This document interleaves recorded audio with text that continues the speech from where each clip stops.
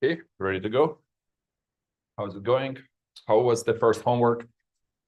Everyone submitted? Was it hard or easy or medium? Medium means appropriate. Average? No, we did it during 4400. I think it's big. So kind of helping. No, I talked to John, who typically, or this year at least, he teaches 4400, John Regier, and we might try to kind of streamline it to avoid doing it multiple times. It's not really clear what's the best, because I think in 4400, like it would be too scary to ask for all features. And on the other hand, I have to ask for some features because I want you to understand the system call interface like really well, so we can later talk about how to actually build fork, how to implement it, how to implement exec, right?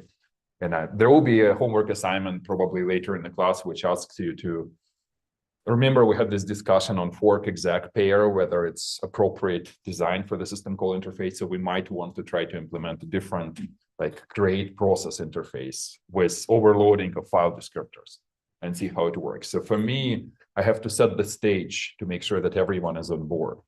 Although I understand that there is some overlap. So I don't really know. Yeah, I don't know. I don't know what the good answer to this. Like ideally, everything should be like super streamlined, you know, RISC-V starting from 3810 till like my class plus 4400, but not really clear. At least you will know x86, you know, tomorrow in job interview x86 assembly. Hopefully, you know, we'll score some points, stuff like that. But I mean, everyone has ups and downs. But okay, so complexity was okay, right? So the homeworks, well, there will be along this along those lines. Some people say that those are more like labs because they're like long write-ups which you have to read. Yeah, but maybe that's the way to learn. If you have any like comments on the homeworks, please reach out to me, office hours, Piazza, tell me, okay, that didn't work or that worked, stuff like that. And we'll change, we'll try to adapt. Okay, we assigned the new homework just a second ago on ELF files, right? So this one, the new one, asks you to load an ELF into memory and relocate something. So again, it's a lengthy write-up. So like the actual, we probably have to write like 10 lines of code in the end, which is kind of funny, right? So all this reading for nothing. I should add this ChatGPT disclosure to the homeworks. I somehow forgot for the first one. Keep forgetting for the quizzes as well. But yeah, please, I'm curious if you can, how much you can automate with modern tools, AI tools. So it's not sure at this point. But anyway, so, but any other questions? Everything else is good? The quiz for the last week is the one which is in grade scope is due on Thursday. So don't forget, Thursday is today actually, right? So we have to finish it. And then I will assign a new one. Okay, then back to the lecture. So we were talking about hardware support for virtualization of memory and specifically also for isolation. And we talked about segmentation, like a mechanism which allows you to have a table of segments in memory. Each entry in a table will have a base and a limit. The limit means size of a segment. And then this base will be added to the actual address, like the effective part of the address, which is in the register, right? And it was fun. So like, remember, we also talked about how we can implement these mechanisms in software. And yes, you can with compiler instrumentation or binary instrumentation, but hardware support means that it's just faster. So, and more, not more flexible. So you can do the same in software, just it takes an overhead, right? And we looked something like that was my running picture. So we have two processes. Each process might have its own address 0 here. which means that we're virtualizing the addresses because this 0 is virtual now. We're adding the base for both of them, shifting effectively then in memory. So 0 of this process will be stored at this memory address, and 0 address of this process will be stored here. This is a physical memory. And it seems fine, right? So at least everything what I was discussing last time, the setup was such that segmentation is a great mechanism. But if I ask you again, the same kind of question, so this one, segmentation is great, it works for isolation, and provides illusion of private memory. But if I ask you a question, so what is not ideal? Because in reality, we kind of use segmentation today, but at the same time we don't, and then we try to use it again. So you will see more of it, but it's a little funky. But at least, like, what is not right with segmentation or not ideal? I've heard those ideas last time from you. Anyone? Any suggestions? What can go wrong?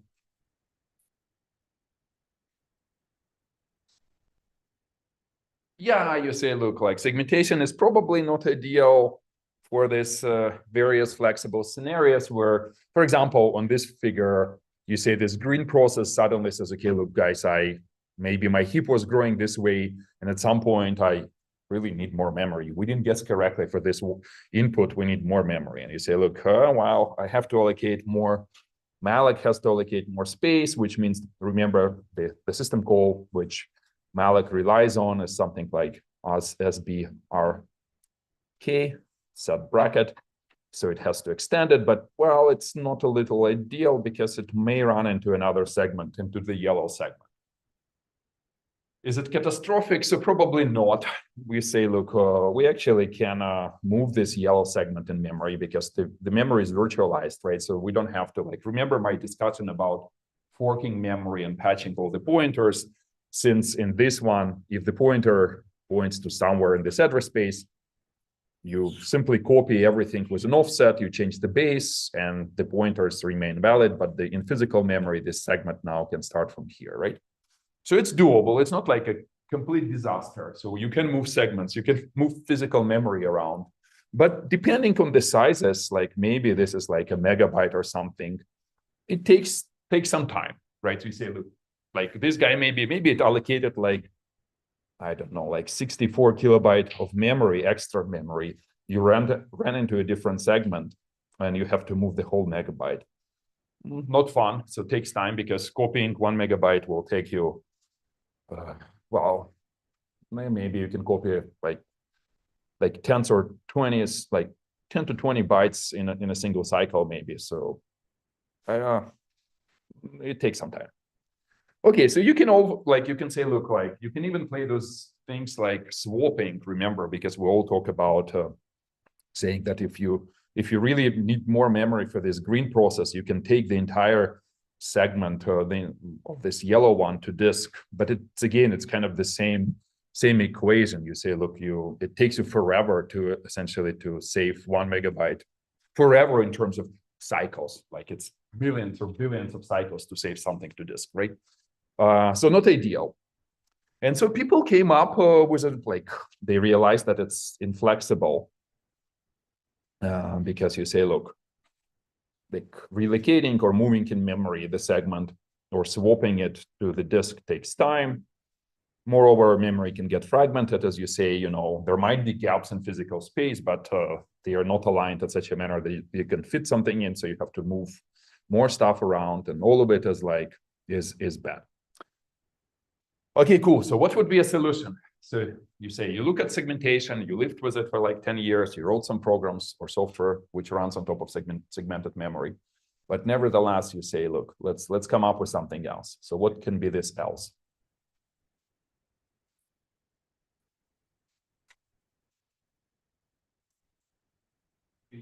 Paging. So what is paging?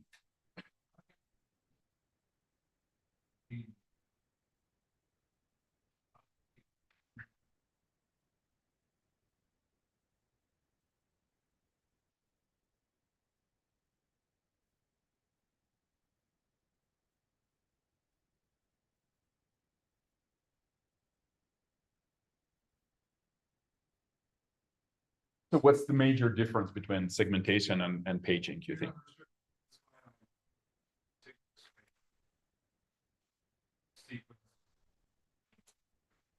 Okay, yeah, I agree. So the main idea is the following. First of all, instead of saying that the segment is one contiguous large something, you treat memory in smaller units. You want to manage memory in smaller units. And let's assume the smaller unit is 4 kilobytes, and you call this unit a page. So that's one thing. So then you have this fine-grained management of memory. And the second thing which you mentioned, instead of just translating the base of the segment or the address space, which segmentation does, we say individually for each page, we'll have some kind of a translation mechanism, which if you take a virtual address of a page, it will on the output will give you a physical address, like the address in physical memory where this page resides, right? That's the high level idea. There is really nothing else is happening here. So fine-grained management of memory and translation, like first of all, you say, look, the page may or not be present. It's fine. Like we'll see how it explains. I'll explain how it works. But also just translation for individual translation for each page, meaning that even if you have two pages which are mapped consecutively in the virtual address space, in physical memory, they can be anywhere. And in fact, they can point to the same page as well. Why not? If you're so funky and you have some use case for this, you can do it. You got the idea, right? So let me illustrate more. So in this new setup, we say that the address space of each process, like typically this is called virtual, right? Like each address space which will have its own zero, so we're virtualizing it. But instead of like just simply shifting the entire address space like we did with segmentation, we provide this fine-grained translation where there is some data structure here, which we will be discussing today, maps each individual page to physical memory here. So for example, if you're accessing address X here, you go through this translation somehow, you figure out the physical address of this virtual page. And essentially, the CPU accesses the location within the page, right? Agree? Very easy. So you've seen it multiple times, 3810, maybe 4400. So in practice, like on x86 machines, the minimal size of a page is 4096 bytes, so 4 kilobytes, as I said. But modern machines, both 32 and 64 bits, they support larger pages. And so 32-bit machines support 4 kilobyte pages and 4 megabyte pages, and 64-bit machines support 4 kilobyte pages, 2 megabyte pages, and 1 gigabyte pages. We'll talk a little bit about it and why it's needed. So right now, let's concentrate, just for simplicity, let's concentrate simply on 4 kilobyte pages.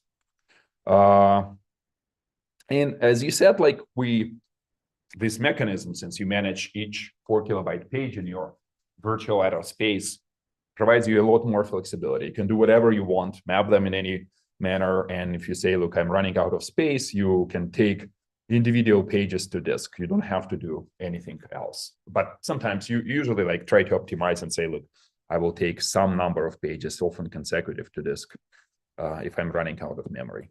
And again, the paging, this idea of swapping memory to disk was like very important, let's say 20 years ago. Now we have, the memories are so large and the entire storage stack changed so much that, you know, swapping is not really a deal. And now we're, instead of swapping to disk, we're talking about memories which are attached to some interconnect. So like combination of PCIe bus and other protocols, and essentially and network protocols, and allow us to essentially have memories attached not locally to the CPU, but over the network. And it became fast enough that it's practical. This idea is called remote or disaggregated memory, right? But kind of the same, all the same logic kind of applies. Okay, if I now ask you a question, so I was drawing this lovely cloud on purpose to make sure that I'm not really specific about how to build it. This translation mechanism, which translates individual pages from virtual memory. This is virtual. So you input as a virtual address and output as a physical address over a 4 kilobyte page. How can we build this thing? What's the data structure which CPU can implement for us to make sure that it works and it's fast?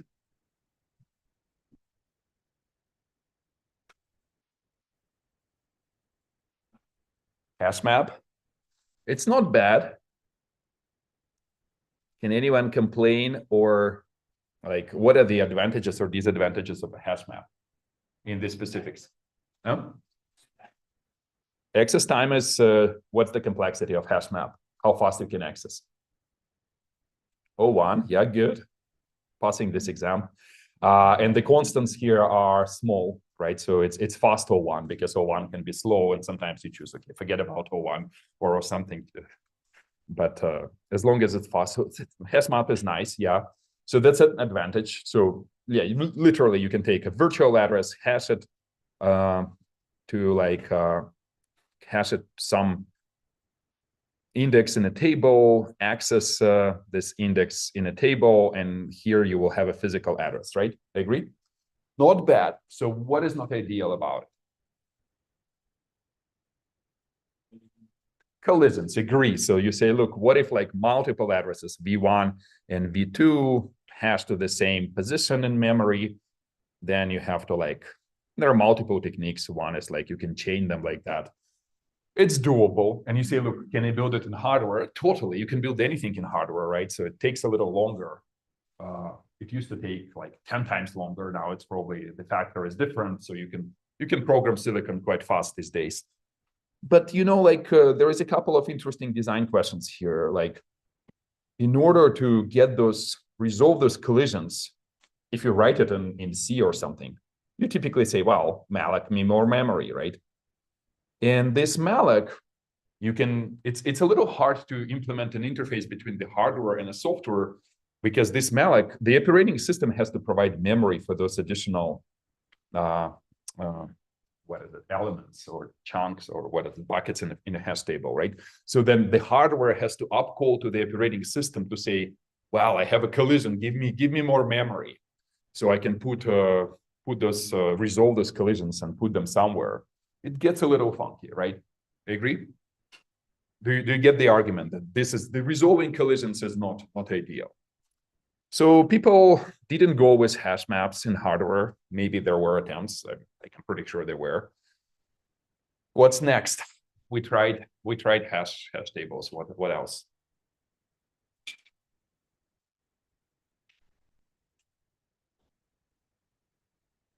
You're gonna say array. Array. Well, yeah, thank you. Arrays. So why not? So again, I want to kind of emphasize that although we will converge to a more complex and more efficient data structure by the end of the class, at some level, if you remember the array, the data structure is a way to kind of compress the array and represent it better. But array is a good start.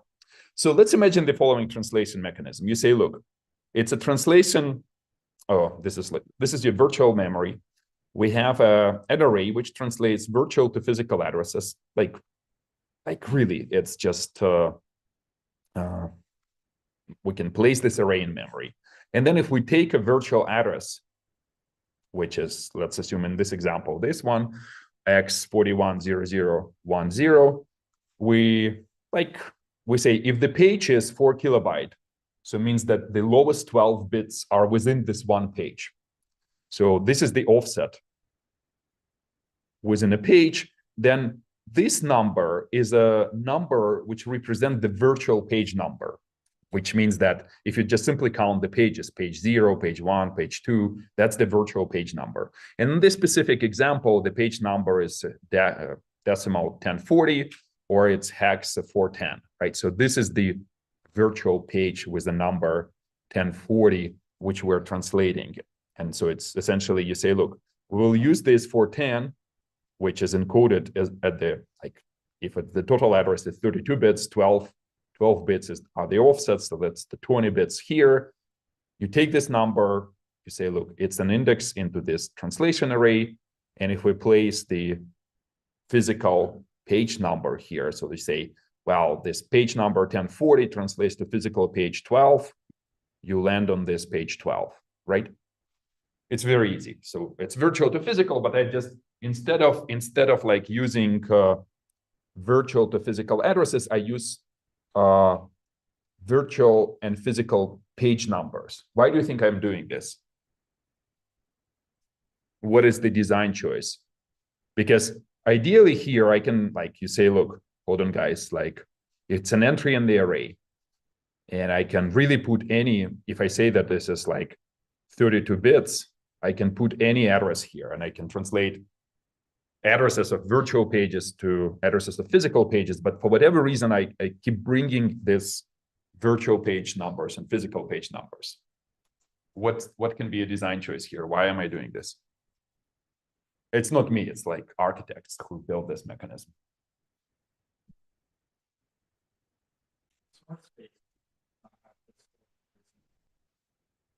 Correct. So look, if I make a convention that when I translate in units of pages, the pages in physical memory will start at 4 kilobyte boundary, it means that the lowest bits of, like, no matter it's like page 0, 5, 9, 55, all these bits will always be 0, right? Because they start at an offset, right? And you say, look, at this point, I don't have to keep zeros around. I really know that those are zeros, right? And you can make two design choices. Instead of like saving 32 bits, you can say, look, I will only be saving 20 bits. But in practice, what CPU is doing, it uses this space instead of storing the lowest bits of addresses, which is always 0. This space is cleared for some flags. And those flags can be something like a page is read-only, a page is writable, a page is executable, other things like the page was recently accessed and stuff like that, right? So essentially you say, look, if I make this convention that everything is 4 kilobyte aligned, then I can use this page, those bits for additional things, which CPU can keep some metadata there, right? Agreed? So there was a complaint on Piazza, people saying, please do not talk during the class. It gets to you. So I don't know who's talking, but please don't. Okay, good. We got the main idea, translation array. And really, like, we can say just, let's introduce a new hardware register on Intel.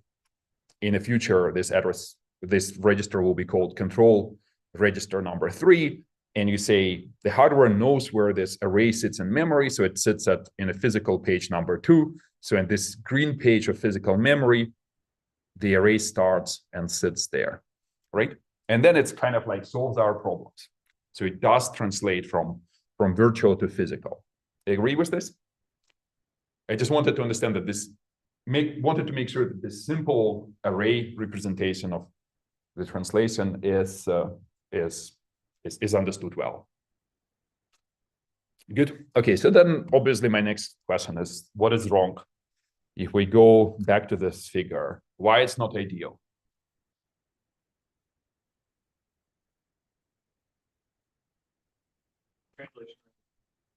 Translation array is very large. So how large is that? It is a megabyte. Are you just guessing, man? Why megabyte?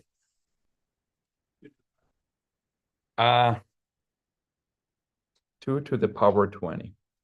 Yeah, almost. You're like off by slightly. So if you take the entire address space, which is from 0 to 4 gigabytes, 4 gigabytes, it's 2 to the power whatever, 32, right? Minus whatever. And of course, you say, but how many pages are there? If you divide 4 gigabytes by 4 kilobytes, you will get, like specifically this number. You will get 1 million virtual pages.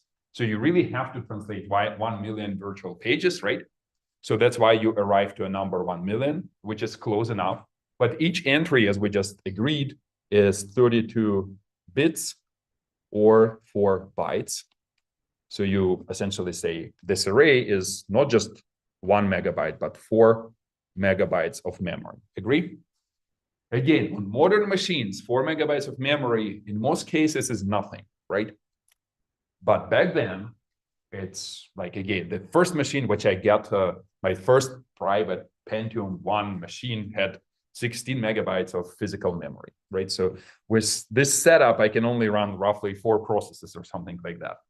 And you say, well, what is it today? Well, today the address spaces are not 32 bits, but 64 bits, right? So in 48 or 52 bits are used, right? And so kind of array is not ideal in terms of efficiency. Yes.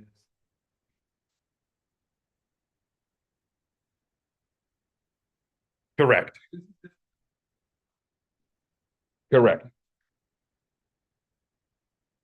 I have a slide later on. So here, so let's jump to it for a second to answer your question. So imagine you have this array. How will you virtualize memory and how you will implement isolation, right? So because this is what we care about every time we do something in operating systems. And so yes, so in this really what operating system is doing, it will create this array, which I will be calling a page table per process. So process 1, it will be 1 page table. It translates green process address space into physical memory. For this pink process, it translates pink into physical memory. And essentially the way, and every time you switch, the operating system switches from running one process to another, it changes the page table, and then essentially meaning that changes the interpretation of virtual addresses, and meaning that if the green process was running and was accessing this address, then a timer interrupt arrives, operating system does a context switch, this ping starts running, and assuming accesses the same page, if the page tables are set up by the operating system correctly, then those addresses will never overlap. So essentially the pink will be accessing its own page, and the green one maybe will be accessing this physical page. And there is simply no way for the pink one to issue an address which will access the memory of the green one, unless you want to implement sharing, meaning like sharing, maybe remember position independent code. So maybe some libraries will be shared. They don't have to be at the same address, but the operating system can say, look, I'll map the same pages to the same physical memory. That means that we're sharing memory. But that's how isolation storage works. That answers the question, right? Okay, cool. So, but back then to like, we got the point. It's not ideal. It's not ideal in terms of storage, because the moment you want to translate the address space, you immediately have to allocate upfront 4 megabytes of physical memory. So it's not just one page, but all of these pages will contain the array, right? And there will be, 1,000 of those, right? Okay. What's the solution? What's the improvement? How can we improve on this simple idea of array?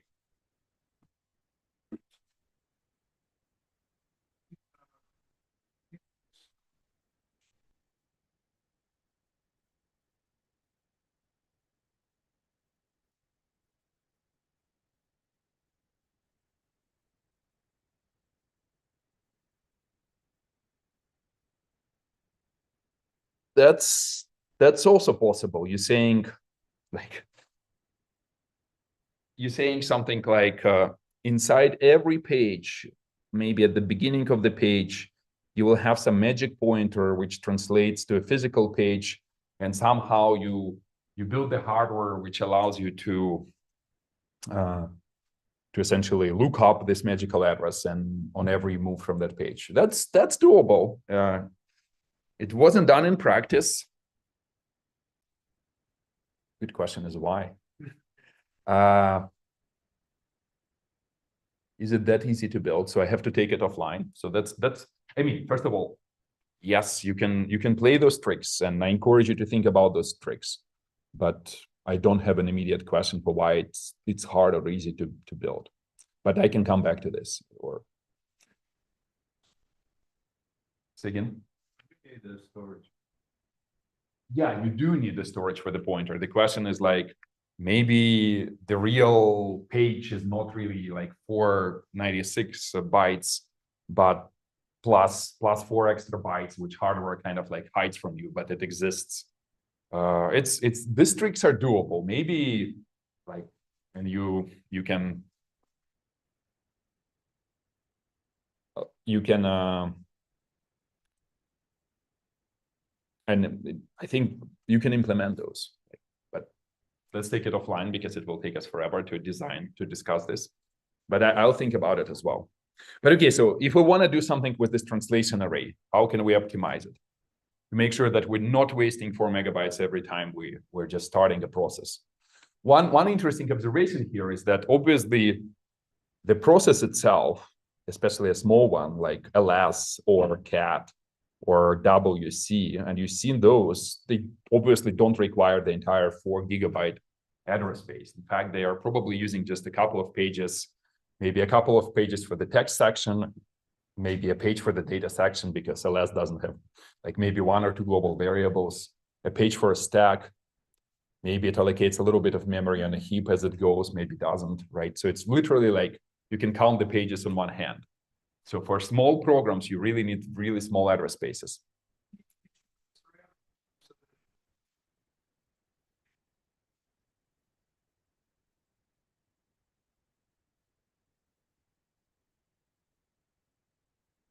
In a way, I wouldn't say put it on a heap, but you can play tricks with the size of the array. And that's essentially where I'm kind of like going. So we can say, look, it's up where I wanted to do it here. So we say, look, instead of like allocating the entire array upfront, we'll have an array with a tiny size, like dynamically resizable array, right? And you say, look, it's the same kind of idea. You say, look, array is kept in physical memory, but the very first element of the array is the size or something along those lines. And you say, look, and it dynamically manages the size. So you don't have to pre-allocate memory upfront, but I kind of say that it doesn't solve a ton of problems, right? So because one thing which can go wrong is that first a program can allocate memory and then free it back, and those gaps exist because you don't really need like the address space of a program at some point grew like large and everything was used, but then those gaps, like the program said, okay, I'm freeing this memory, maybe I loaded something and I don't need it anymore, and the gaps in translation array are not needed either. And also it's kind of like the idea, similar problem with a segment, that unless you pre-allocate enough space in this array to allow it to grow to some size, you will not be able to grow it, right? So because array is kind of by definition is continuous in memory, right?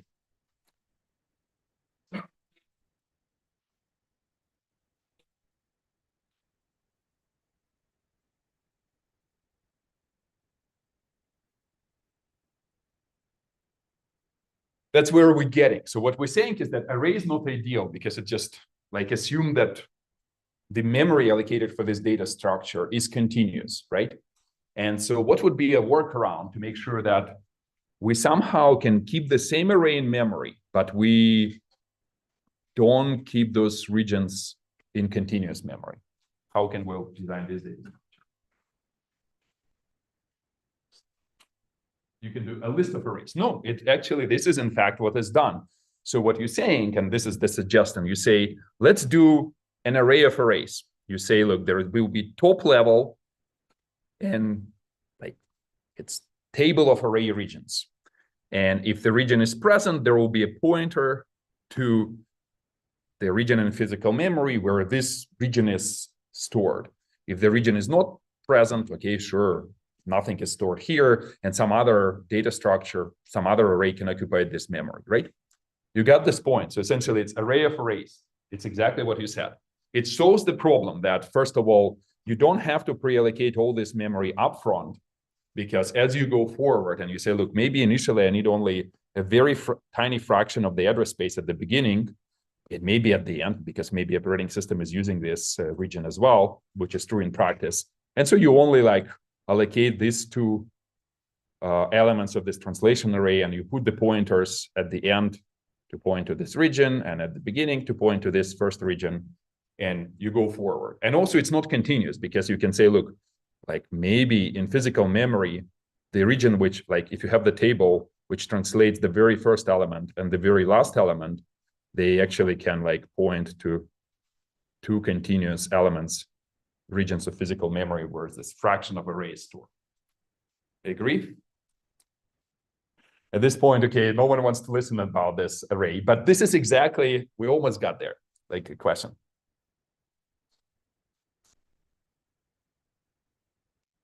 We'll think a little bit about it in a second, like performance implications of it. Array is definitely faster, but if you carefully design your data structures, you can match it almost. We'll see in a second. So, and this is exactly, this data structure turns into a tree, obviously. So at a high level, what it means, like how it's used is that, again, you say, if this is your virtual address, you say, look, the magic happens here. So you have 12 bits, 10 bits, and 10 bits. 10 bits allow you to encode 1024 entries. You say, look, I split my giant 4 gigabyte address space into 4 megabyte chunks, and I will have 1024 of those chunks. And I say, look, I'm looking, like, since you split it into large chunks, so this very first bit of this top 10 bits of the address will be a number of that chunk. So in this specific example, it's chunk number 1. So you say in my root table, I look up the chunk number 1. Is it present? Am I even like resolving this? Okay, cool, it is. So it has a pointer. And here you say, I have a pointer to the next level of the translation array. So it's present, right? That's the thing which we wanted. It's array of arrays. So I put number 8 here. So I say this second level is placed on physical page number 8. And inside this, my fraction of this global array is saved, right?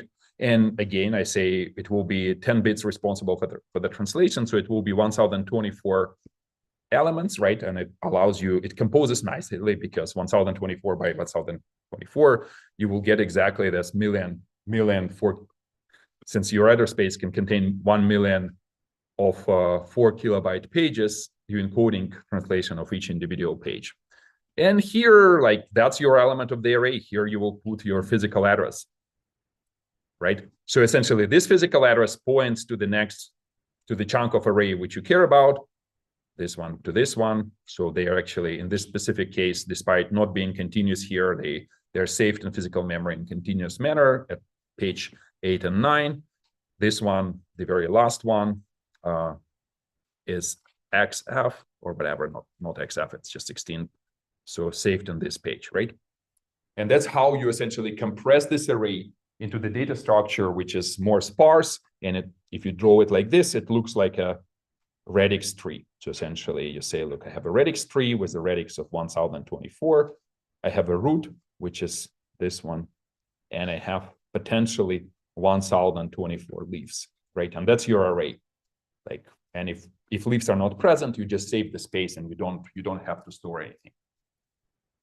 But yeah, it's a radix tree. So it's a representation of the array as a radix tree.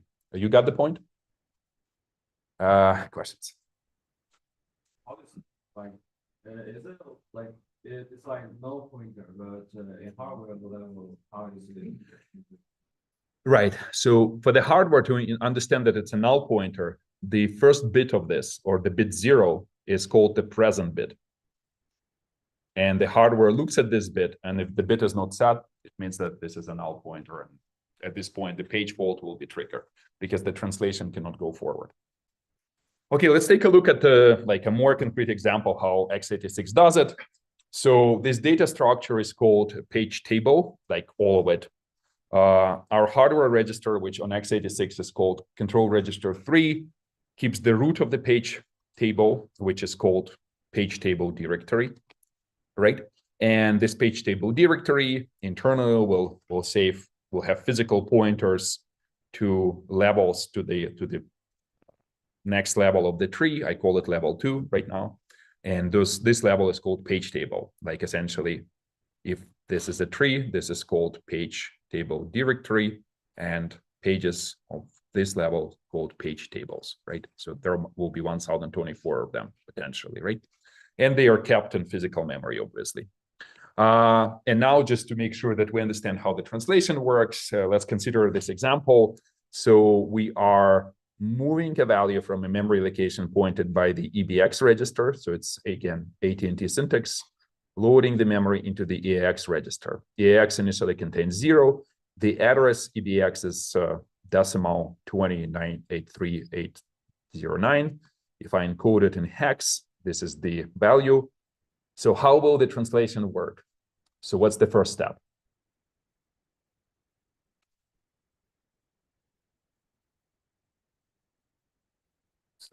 It's a good question for a poll.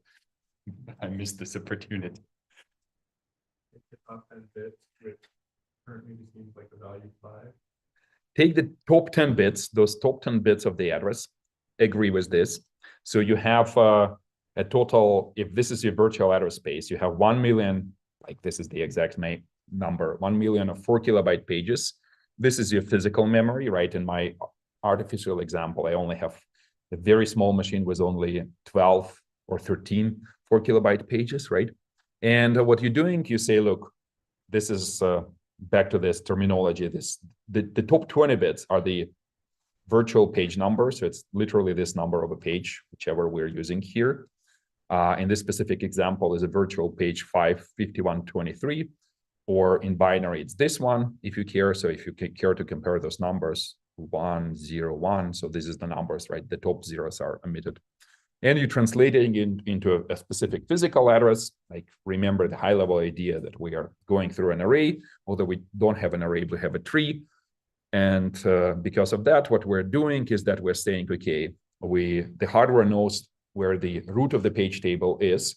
So in our example, this CR3 register contains value 0, which means that the page table the root of the page table is sitting at physical page 0, although it's configured by the operating system, so it's up to you. When you create a process or create an address space, you can put it anywhere. Typically, this space comes from the memory allocator, so it will be different for you. And so essentially, you have this root of the page table, and exactly what you said, you say you take top 10 bits of the address, which is exactly this, and which is the number 5, which essentially says, okay, I will choose one of those entries in this root table. So, and I'm choosing the entry 5 here, right? Agree? So this is 101 is 5. Hardware knows where the root of the page table is, and we are choosing entry 5. What's the next step in the translation?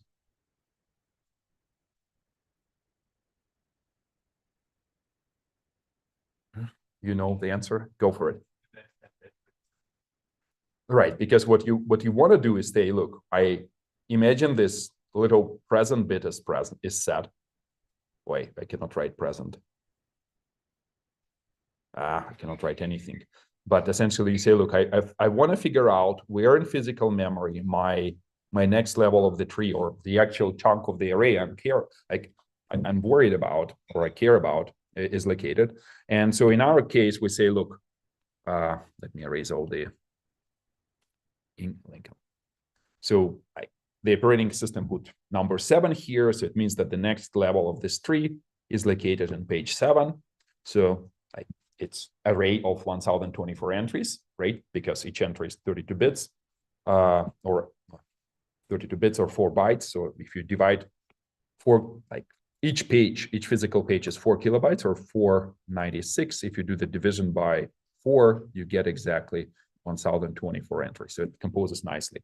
And so now you have to choose one of these entries. And the way you choose it is that you say, look, I will go ahead and like those next 10 bits, choose the entry. It's entry number 3.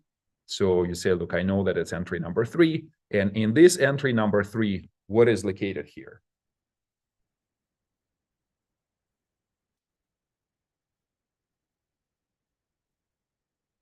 Anyone remembers, besides that young gentleman who knows the page tables?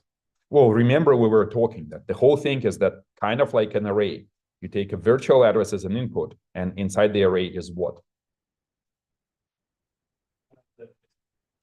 Yeah, a physical page number, or a physical address, if you want to call it this way. And this is just the chunk of the array. So instead of like keeping the entire array, we just keep the chunk, and this number 3 chooses an element in this chunk. So here we will have an actual physical page number of the page we're translating.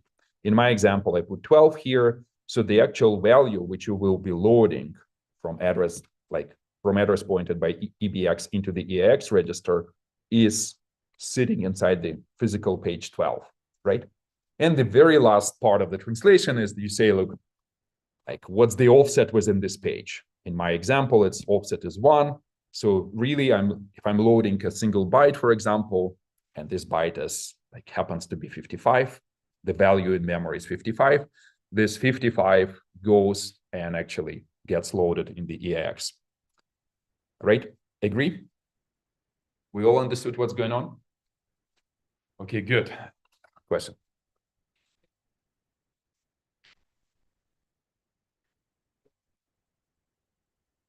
Correct. But wait, let me step back. Like, it's not that unusual. The way I was trying to explain it from the beginning is that, let me find it. Like, originally, think of it as an array. You take a virtual address and you use top 20 bits of address, like 20 plus 12, which is an offset within a page. So this 20 bits will be virtual page number, right? If this is an array, you use this as an index. Let's say it's I. This becomes your I, right? And here you put a physical page number, and that's actually a pointer, which is a pointer in physical memory, which points like to the location in physical memory where this virtual page is stored, right? And now I'm saying, okay, instead of keeping the entire array, we'll splice it into chunks. Each chunk is 1024 entries, and we only will keep a chunk if we need it, right? And so we have a root, which is a page table directory, which points to the location of those chunks. So this chunk is here, maybe this chunk can be, I don't know, here in any order, doesn't matter, right? And you just simply record the physical addresses of those chunks. And some of them are not present, right? Which allows us to save space.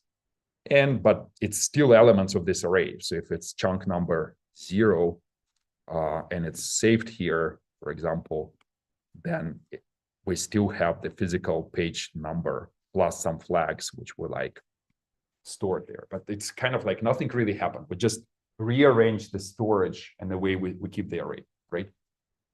Agree? Any questions about it? It's not a very hard idea. So, and we'll see more of it. Like those radix trees are used quite often just because they are easy to manage. The operating system allocates the storage for the page table upfront. And as you allocate more memory, you say, look, as BRK, I need like another chunk. So you will allocate a new page of the array and keep the translation part. Question. See what I can.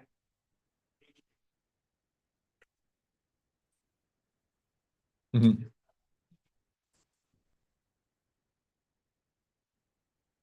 Yeah, so it would require a 4 megabyte array if we decide to keep it as a continuous array.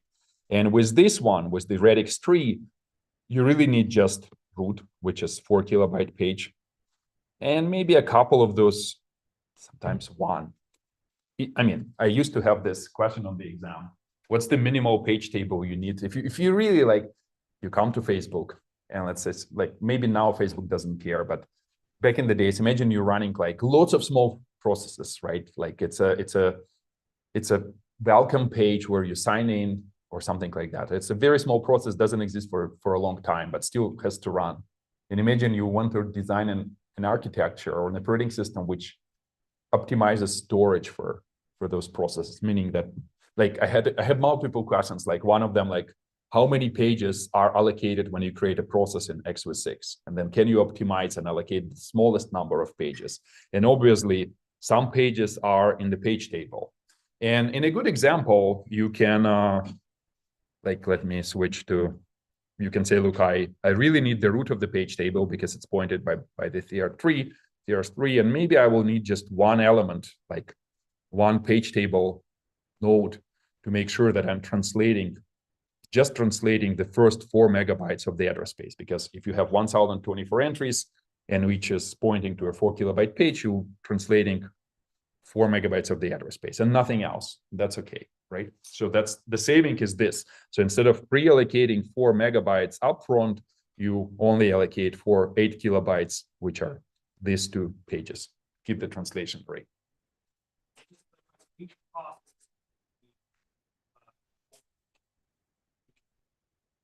Correct. And the operating system will be switching between them. I just wanted, if you want to take this argument a little forward, the hardware is kind of like dumb. It will always follow the translation protocol as I described. So you can play tricks like CR3 is pointing here, but this pointer kind of flips back and points back to the same page. If you're careful enough, like you can design the things when it works. It's not prohibited, so it's rarely done in practice, if ever, but it's doable. So you can do those tricks.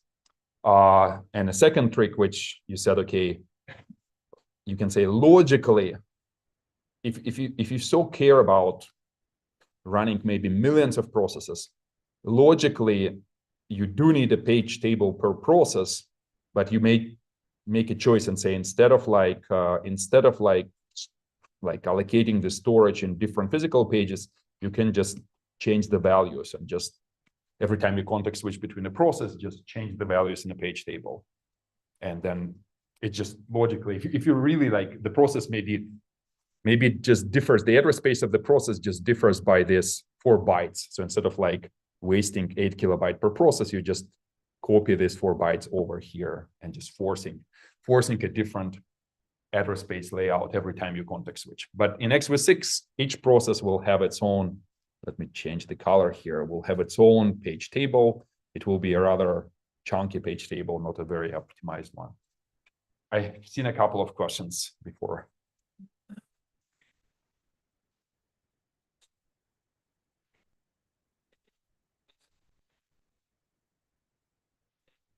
I know you made everything in the same memory. Can we look at that intermediate step as a different hierarchy? You mean, can you think? I should admit, I don't fully understand the question, so maybe let's take it offline. But if you can rephrase, you can ask it again. Have also when you're explaining it, edge of it, and then that goes to the app. Yeah. Yeah.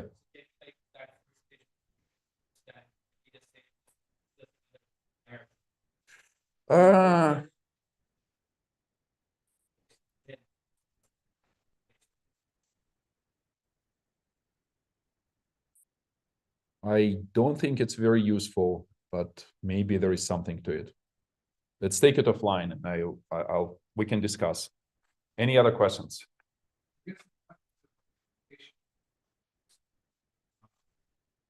Yeah. Yeah.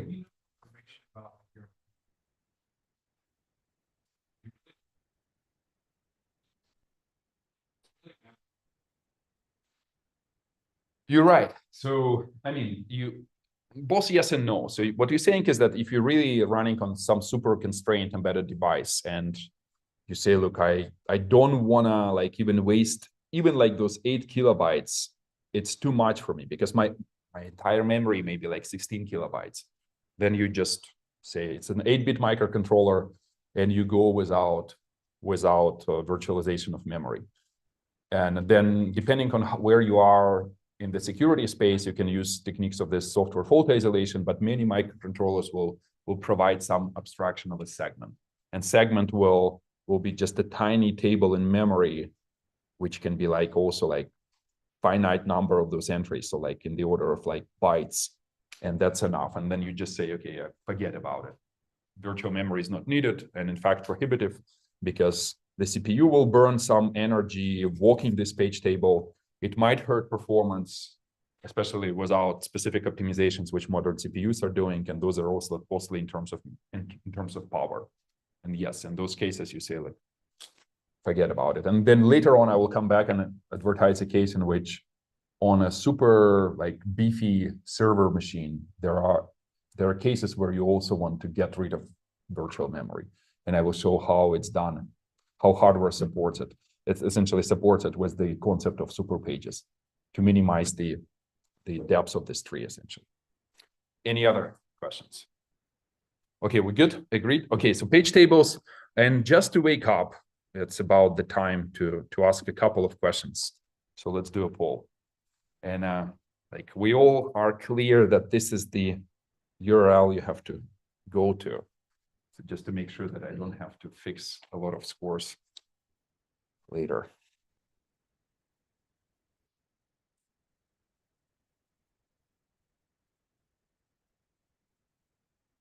Everyone is in? Ready? Okay, let me activate the poll.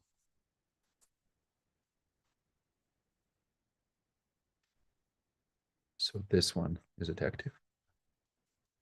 So I'm asking here, like this highlighted part of the virtual address, what role does it play in the translation? And I give you a couple of options to answer.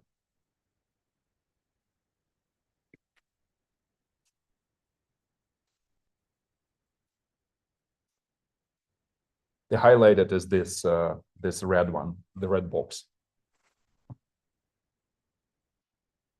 It's the middle 10 bits of the address.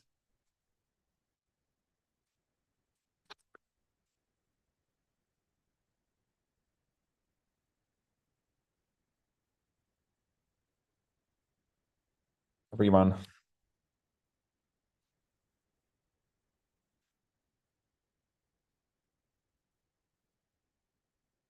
Majority of people are correct, I guess. Do you even see the results of the poll as it goes, or no, you don't? Okay, because there is some kind of dynamic people, like everyone in class answered. Like that's your chance. I will not answer email saying, okay, I was in class but wasn't able to answer. So that's like, raise your hand if you're in class and did not answer yet. Everyone is good? Okay, cool. So the answer here is it's an index in the page table, right? Because it like the way we use this is let me go back to the slides. The way we use it is that we say, look, by the time we figured out where this page is, so this bits actually point us to entry number 3. So it's an index in this page table, right? Agree with this? Let me go to the next one, just to make sure that we are going one by one. So the next question I'm asking is, what is the physical address of the page table page in this example? So just make sure that you understand what the page table page is.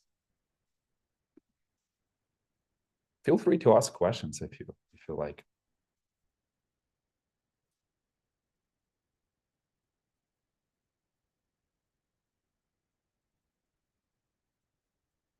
Is it 12? That's 12. Sorry, yeah. Yeah, but I'll give you a hint, it's incorrect.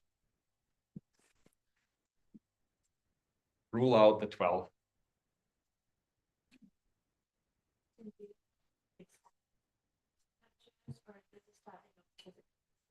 No, like address of this page is 0. Address of this page is 0x1000. It's kind of like nicely 2000, right? Am I right? I think I'm right. Or you can, yeah. So I think my addresses are in X. Let me see what people are thinking. Oh, it's on my end, it looks like some kind of an equalizer, you know, like the music is playing, people are deciding.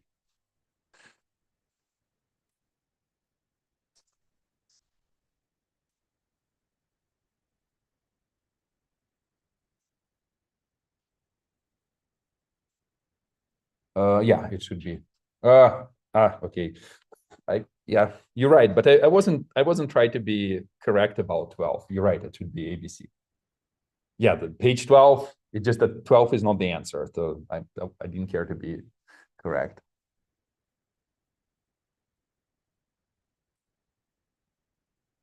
Fifteen percent of people, already 13, thinks that it's 1200, but it's not. Go with the majority. Sorry, like I don't know, like we have to have some fun about those polls, right? So I know that there is a little bit of torture in it. So it's a physical address of the page table page. So let's be specific. Which one is a page, which is a page table page in this example? Yeah, level 2. This is the page. So then what is it physical address? Someone has to leak this. It's okay to tell us. Yeah, 7,000. Yeah, so X7000. Just because this is where this page is, right? And this is, we got this address from here. So it's a physical page number 7. So in hex, it works this way, that this is the address. Okay, let me, oh man, like that was quick. Are you just on some kind of, what is it, Discord typing? The address is X7, like guys, fast.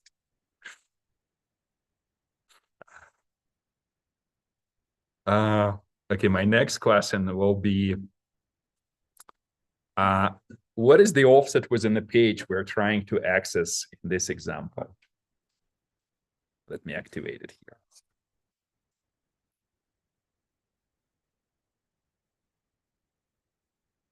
Offset within the page. It's easy. But yeah.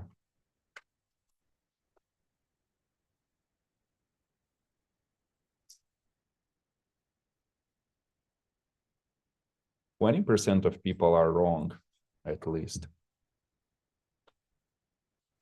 Let's take a look at this again. So where is this page? And what's the offset within the page? Where is the page? The page is at a physical address 12. So this is the page. And what's the offset within the page we're trying to access from this address? It's what?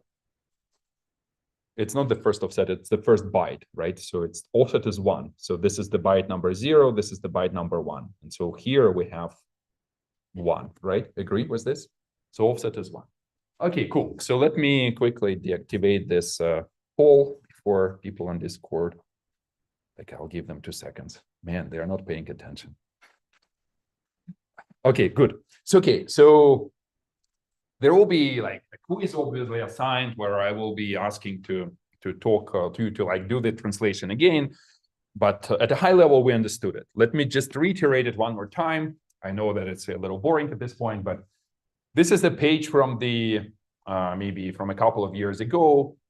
The resource is the Intel Developer Manual. I actually started assigning chapters from this manual on the website. So please go ahead and read or try reading at least some of it. Intel Developer Manual is the manual released by Intel, which explains how the CPU works. And this is diagram. Nowadays, like they have the same diagram, but in blue color or something, but the idea is the same. It explains you how the translation works. Remember that before segmentation, Intel always like kicks in paging, or kicks in before paging, it always like requires segmentation. So the like if you have this, remember logical address, which goes through segmentation, like base plus offset, you get the linear address. And this is the linear address, right? So segmentation is always on. And then the way the translation works is that you take those 32 bits of linear address, the hardware says CR3, for whatever reason it says it doesn't have to be aligned and it uses the whole 32 bits, but it points to the page table directory and it's a physical address. So you take 10 bits of the address, of the linear address, use it as an index. These 10 bits are pointed here, and specific bits are obviously like also like pointed here as well. And then here you say if the page, if the entry has a present bit set to PS equals to 0. I thought PS has to be equal to 1 actually. Our page size is 0, meaning that, okay, Intel has support for 4 megabyte pages, and meaning that page size has to be 0, right? And it means that the next level of translation is enabled. You take 20 bits of which located here and use it as a physical page number, which points to the location of the next level of the tree, which is the page table, right? Then, okay, hardware knows though it's done in silicon, so like the gates are working to figure out those addresses. they simply, oh, sorry, like the entry inside the page table directory looks like this. Those are the 20 bits of address, right? This is the physical page number of the next level. Some bits are ignored. This is the present bit, which is set to 1. And those other bits control the access rights. So this one, user or supervisor bit is set, whether, we'll explain it later, but this bit controls whether the page is accessible only to the kernel or can be accessed by user level processes as well. Read and write controls the read and write permission. Like access bit, every time the translation goes through this page table, this bit is set saying that, okay, by the way, we access this translation. And some other bits, which like probably less important to us, we explain that we only keep 20 bits of address because we say that all the pages of the tree are 4 kilobyte aligned. So instead of keeping those as explicit zeros, we use those bits for flags, right?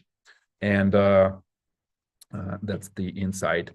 Then you take the next 10 bits of the address, the middle ones, again, notation is here, and that will contain, that will lead you to a page table entry, which has a very similar format. Again, everything, all of it comes from Intel developer manual. So if you ever care to figure out how it exactly works, you just go and read the manual. And it's not super hard, especially if you have a high level idea of how it works, then it works.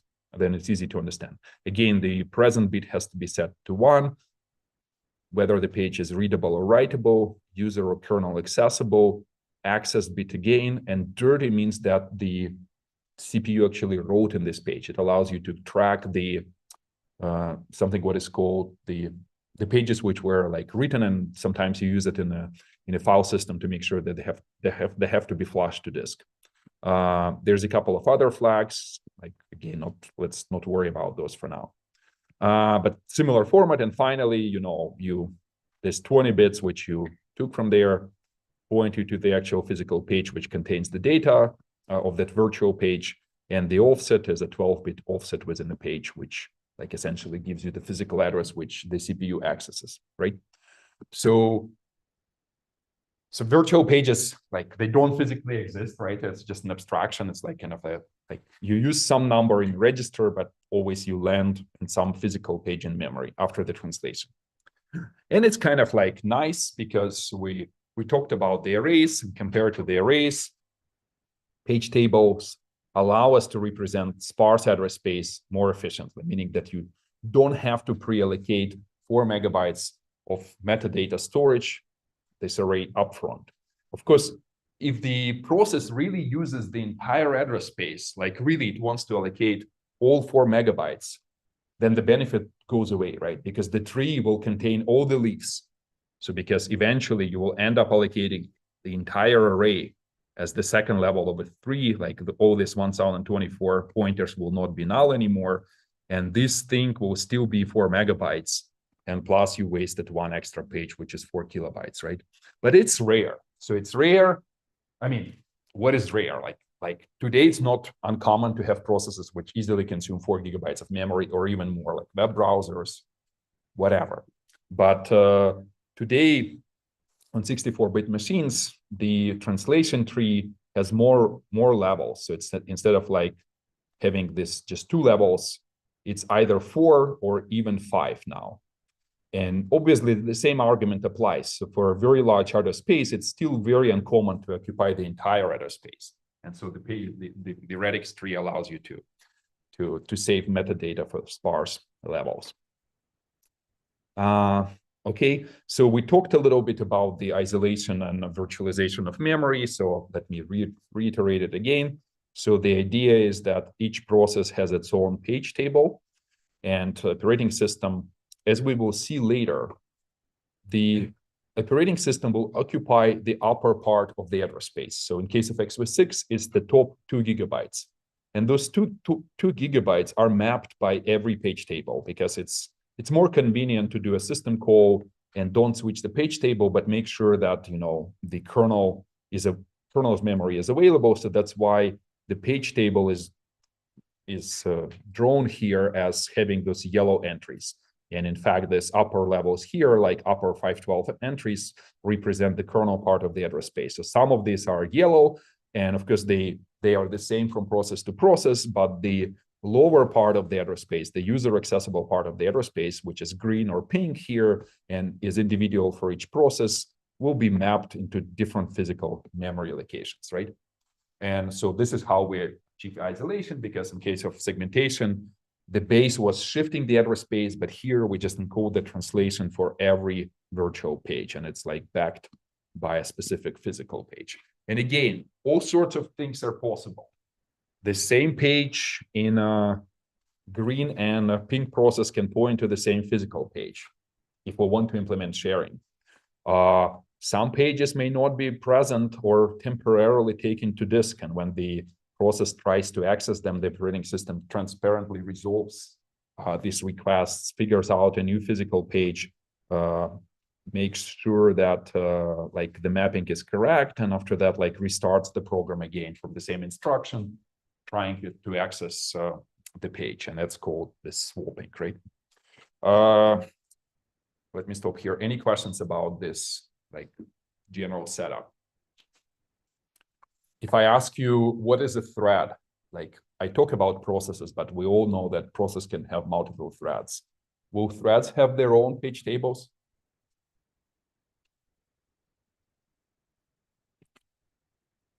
Threads all share memory, don't they? So they won't have their own page tables. Correct. I agree with you. So essentially, if you're running multiple threads inside this green process, they will share the same page table. So CR3 will be used, the same CR3 value will be used, and when the operating system switches from one thread to another, it will just don't switch it's not going to switch the page table. And of course, the threads can run simultaneously on two different CPUs, meaning that the same CR3 will be, CR3 is per CPU, it's not global, right? So like that's what allows us to run a pink and a green process simultaneously on two different CPUs. The CR3 values on different CPUs will point to two different physical locations, two different page tables, but they also can point to the same one, which means that we're running two threads of the same process, right? There was a question.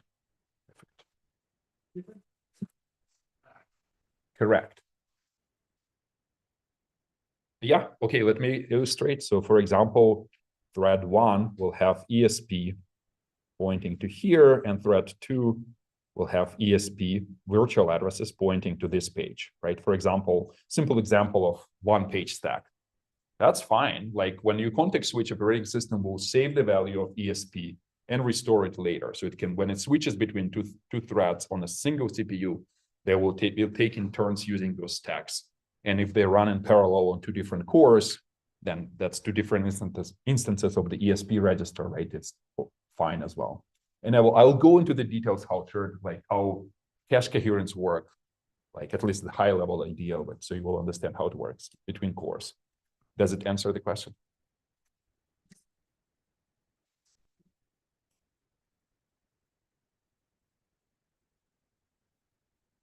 Yeah, exactly. So in fact, I had this homework in the past, so I might bring it back. It's just that it's all over the internet now. And so it's a little hard to, it's like extend x86 with support for threads.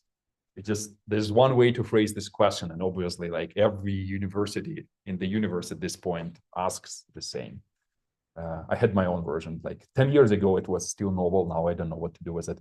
But yeah, so essentially you simply like very much say like, you create some data structure which represents a thread inside the kernel, and it will have a pointer to the same CR3 as the other threads. And then you say, look, but I need to execute it, so I will allocate a thread. I will allocate a stack for the thread. But that after that, pretty much it runs.